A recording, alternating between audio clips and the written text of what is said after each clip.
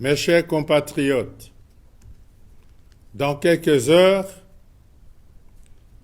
2025 achève sa course pour donner le relais à une nouvelle année. Pendant cette séquence de temps, ensemble, nous avons poursuivi la marche, engrangeant au passage des succès encourageants, enrichissant aussi des faiblesses. Le bilan en a été fait le 28 novembre dernier, dans le message sur l'état de la nation devant le Parlement réuni en congrès. Les leçons tirées à cette occasion éclaireront pour l'avenir notre parcours.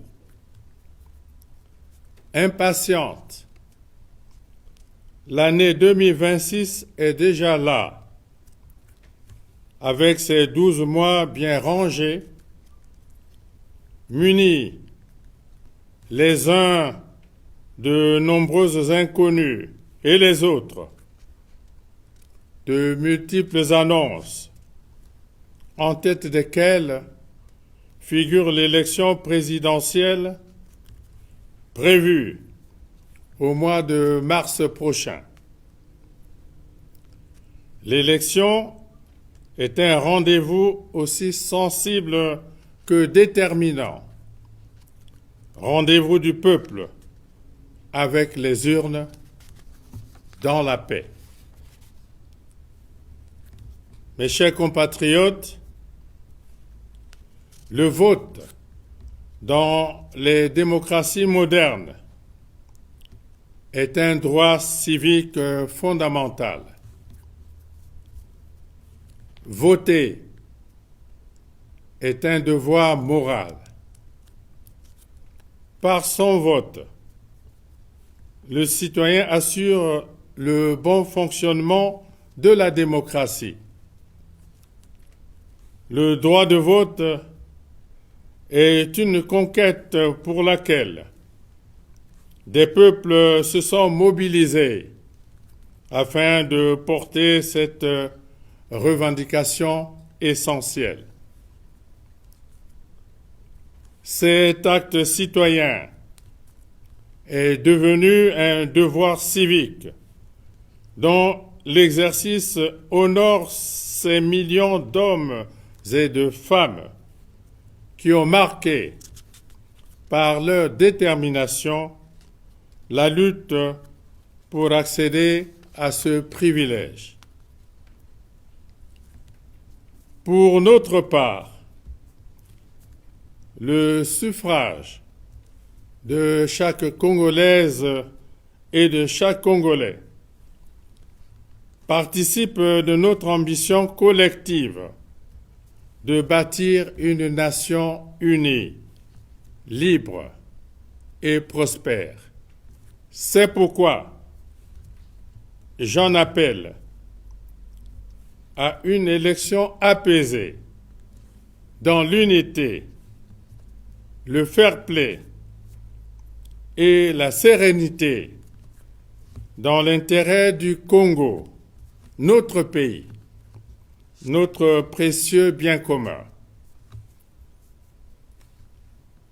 Paix sur l'ensemble du territoire national, mais aussi paix en Afrique et dans les autres continents, afin que les moyens consacrés à la course aux armements alimentent et soutiennent plutôt les initiatives engagées pour le bien-être des peuples. Mes chers compatriotes, au seuil de l'année nouvelle,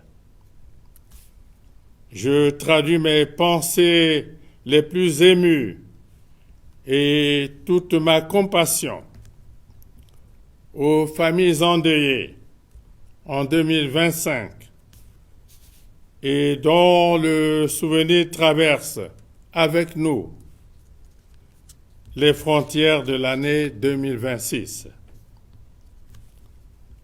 À ceux qui, actuellement, dans l'anxiété et le doute parce que confrontés à des situations personnelles d'extrême gravité, à l'instar des préoccupations de santé dans les centres hospitaliers ou à domicile,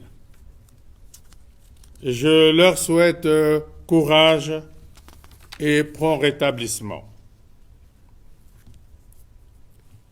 À tous nos compatriotes et à ceux qui, non congolais, ont choisi de vivre au Congo comme terre d'accueil, je forme mes meilleurs vœux de santé, de longévité, de prospérité pour 2026.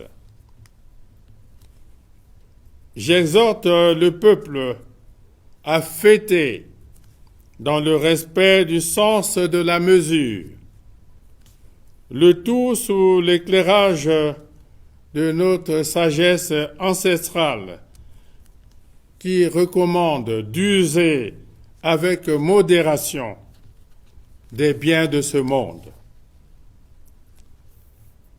C'est par notre mobilisation sans faille que nous parviendrons à maîtriser les aléas de la nouvelle année afin qu'ils deviennent des motifs d'espérance et d'optimisme pour notre pays.